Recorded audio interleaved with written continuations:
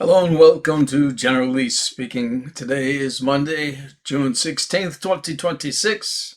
Let's start with the title EU moves away from Google and Microsoft.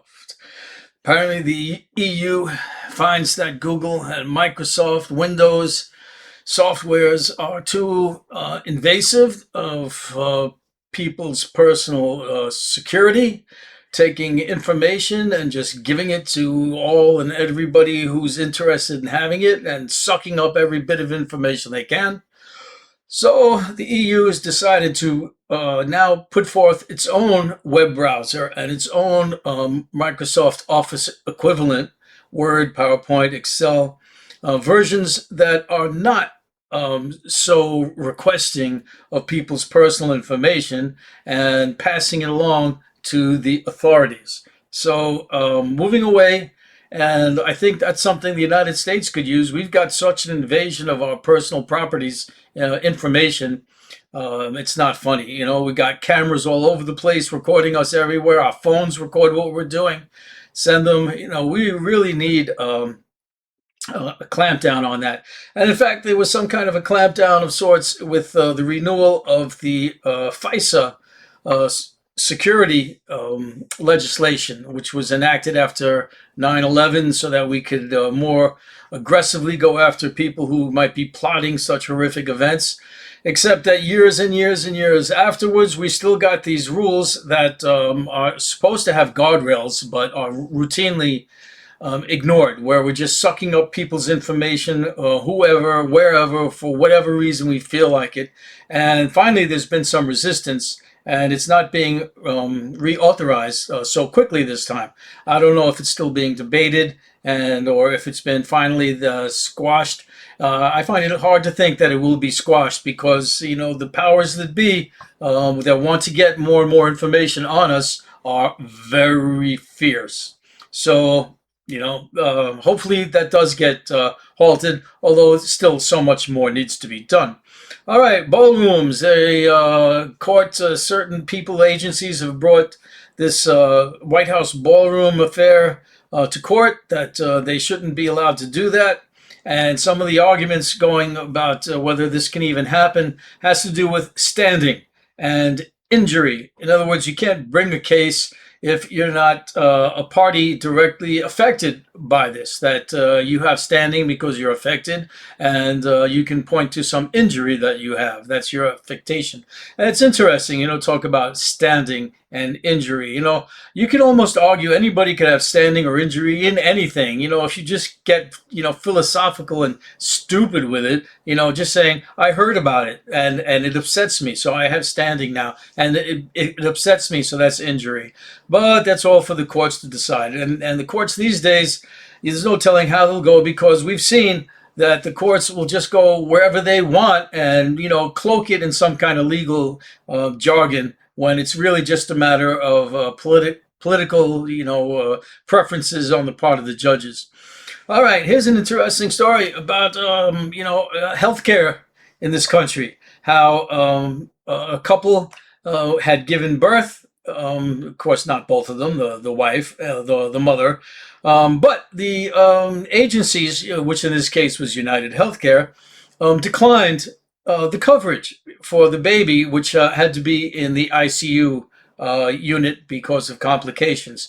Declined the coverage, and the horribleness of this just in itself is one thing, but the more disturbing part, I guess, or funny, if you want to call it funny, is that the notice of the rejection of the coverage was sent to the baby, was sent to the newborn girl in the ICU unit, telling her that we do not support her need for living. Um, Obviously, some bureaucratic mess up, but I mean, it just says so much about the entire healthcare system. All right, so Nutmeg Island. Nutmeg Island. What's that? Well, there is an island that's grows nutmeg, and apparently nutmeg doesn't grow all over the place. And there was a time a couple of hundred years ago when nutmeg was the thing.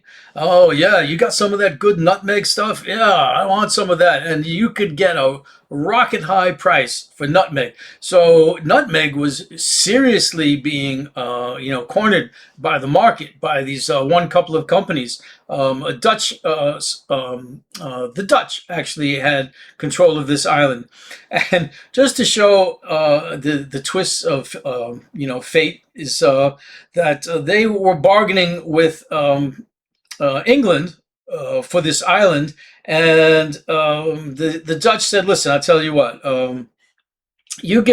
Let us keep the Nutmeg Island, and we'll let you have Manhattan," because the Dutch had already settled in Lower Manhattan, and they were making a claim that it's theirs. And Nutmeg was the big thing, and Manhattan, that was just a piece of farmland. And they said, you know what, you take Manhattan, and we'll keep the Nutmeg. Oh, that deal didn't turn out too well. All right, so I was watching a documentary on cities in China. This one city, one location in this city. I've seen several documentaries or just short videos, actually. They weren't whole documentaries, taking place in China. And the China geography and the China cities are mind blowing. They're actually mind blowing. There's one apartment building where a train, goes through it, on the 10th floor. It's going through the building. But this one that I wanted to talk about was the young lady was saying, here I am in Zhengxing Square, and it's a big open square. There's buildings and shops and all. And she says, and it looks just like any ordinary store, any ordinary square, right? But let's come over to this railing over here, and they go to a railing. It's blocking off something or another, but you can look over it and see what's on the other side. On the other side is 22 stories down. She was standing 22 stories up on what looked like a perfectly normal street, a normal street with cars, with buses, with people, shops, and apartment buildings. China is just one crazy place. All right, going on to another subject. This has to do with religion and how deconstruction hurts. What's deconstruction? That's when you believed all your life, and suddenly a chink in the armor came, and you started to doubt, and you started to question, and you started realizing all those things that you took for granted, that you based everything on, your pillars of reality, were just make believe. And it hurts. And this person was talking about how difficult it is to go through the process of having everything you ever believed, suddenly pulled out from under you. And I can imagine that would be hard. I never really thought about what a person might go through in that condition, but yep, that's what it's like. Talking about that religious things, I was looking at something, channels that I watch often that show the issues, the problems in the Bible itself. And for one thing, the mustard seed, the smallest seed that you could possibly find. And it gets referenced at some point how even the smallest seed, the mustard seed, blah, blah, blah, whatever. But, it turns out the mustard seed is not the smallest seed. So the Bible got that wrong. All right, how about let's get out of that altogether and let's go to something, I mean, maybe somewhat related. Hell. Hell, that's right. But not hell like where the fire and the burning brimstone is. This is hell in Poland. Yes, there's a town in Poland called Hell, Hel, so not the two L's. And there's a bus that goes there. There's a bus route you can take, and the bus is bus number 666. Bus 666 to hell, highway to hell. And it was funny. There was some people got really upset about that, right? Some fanatical Christian people, and they got that, so it was changed, but it got put back, and so it's still to this day. You can take a bus 666 to hell.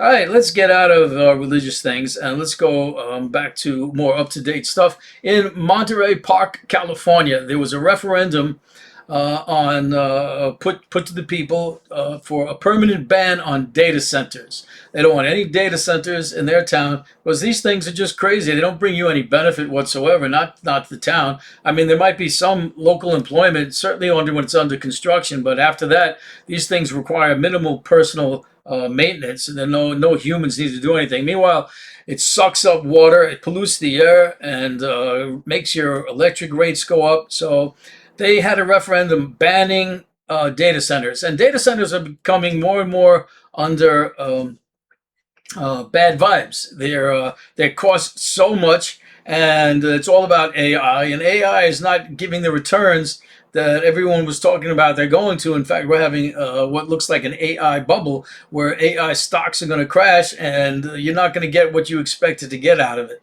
All right, let's go to the United Kingdom for a minute. There's a politician there, Zach Polanski. He's the head of the Green Party. He's called for identifying and investigating any Britons who fought in Israel in the IDF, the Israeli Defense Force in Gaza, in particular, for possible war crimes. War crimes are war crimes, right? And he thinks we should investigate Brits that go over there and fight. So what does the mainstream media do? They twist his words and they say that actually what Polanski's doing is he's trying to create a Jew registry, like Hitler did, a Jew registry. They twist his words. Israel's got its talons deep into the governments of the UK and the United States. And that's just a fact. All right, so Israel, they put spyware on U.S. phones. Which phones? The anyone who's in Israel, who's doing business, or in the intelligence agencies, they stick spyware on there. They intrude into your phone and they put the spyware. And so there were some investigations going on. Whoa, what's going on here? We got to look into this. But it's really a difficult thing to do when you love Israel so much. You want to investigate. You don't like being spied on, but it's Israel. It's Israel after all, right?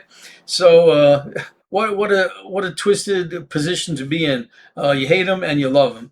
All right, we got a Calais decision, which is pretty much gutted the Voting Rights Act, although it left a slim piece alive. But that slim piece was also killed in the Allen versus Milligan racial discrimination case. The Voting Rights Act was gutted for most part, except unless you could prove intent for racial discrimination, that would be the last plug. And they finally decided, you know what, even that isn't legitimate anymore. So no more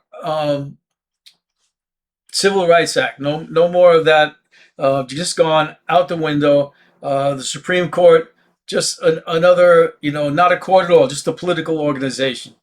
All right, Burkina Faso in Africa. I've been watching some African news, and this one comes up a lot. Burkina Faso. They recently arrested an imam. That's a Muslim cleric, and this guy was a big name in Burkina Faso. So some imams, like some priests, are like nobodies, and some are big names. So this one was a big name. And they arrested him because he was starting to say things, against the government. That listen, don't tread on us. You do, and you government, you're going to have problems treading on what us Muslims want to do. Particularly, they wanted to have prayers in public, in offices, in government offices that we call public spaces. Now, not public like out in the streets, public, public like in the offices. And the government didn't want that. They said, listen, we're staying out of religion. We're just, the government for the people, by the people, for everybody, not just for Muslims, even though it's a majority Muslim country. So, but still, it's the idea of government, no religion. And this guy was saying, you better watch, not mess with us. So they decided, okay, we're going to arrest you and several other people who are trying to stand up and say, yeah, don't mess with us. And it brought up an interesting study in just people wanting power. Right? Everybody wants power. I mean, you can say something to me, I don't want power. I don't want any power. Okay. Yeah. But the majority of organizations all want to rule, want to have their way. And a government is just another organization that wants its way. And so you have this religious organization that wants its way, right? So it's all a matter of controlling. And who do you say, yay, you're good, and yay, you're bad? It depends on, what you do, how you carry out your activities, what kind of goals you're pushing for. The old arguments, the old fights over who has power, right and wrong. The story is old as time.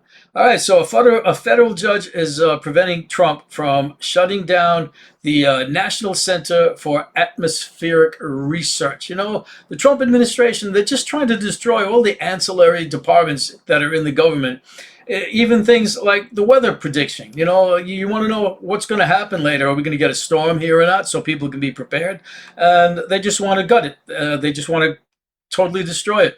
And some federal judge said, no, you can't do it. So what does Trump do? He turns his attention to the Oceanic Observatory Initiative, which is another climate watching organization that watches the oceans, which the oceans are another important part of the climate. In fact, we're having ocean warming is becoming a big problem, along with the air warming. In fact, all this climate stuff, it's going to become to a real head for our children or our children's children. And they won't know the days when there were such a thing as called ice caps. Ice caps? You kidding me? There was ice on the North Pole. There'll be swimming pools up there by that time. All right. So the UK has sentenced Palestine Action. It's a group activists. They did some criminal mischief. You know, spray painted equipment at an arms manufacturer that sends their arms to Israel. The name of the company is Elbit.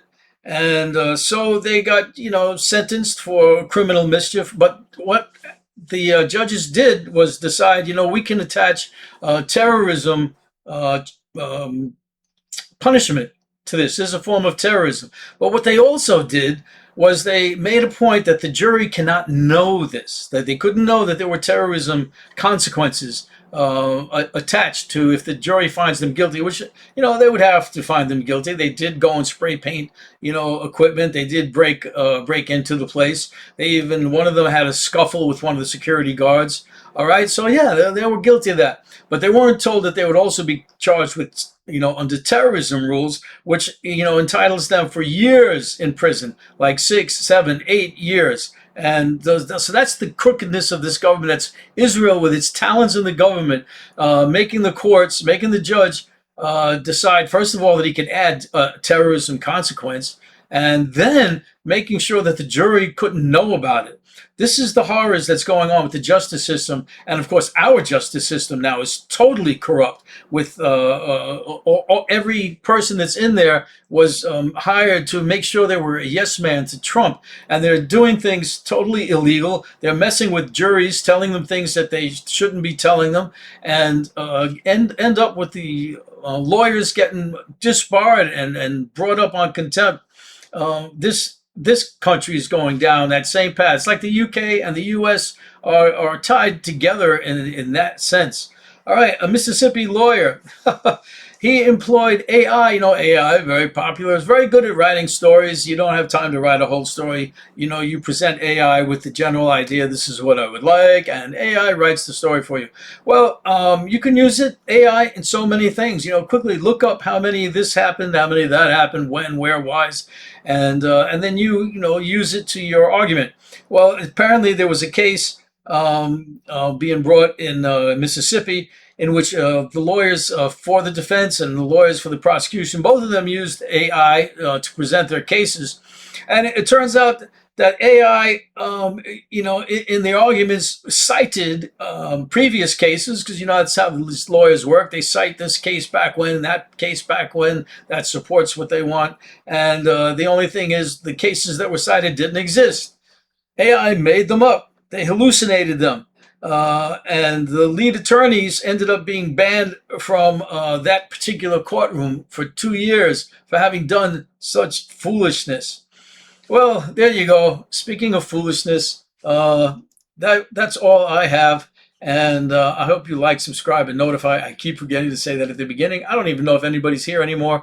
Please leave a comment. Tell me you made it to the end. You made it 5 minutes. Actually, if you didn't make it to this far, I guess you'll never make a comment anyway. All right, well, that's it for me. You all take care, and have a good one.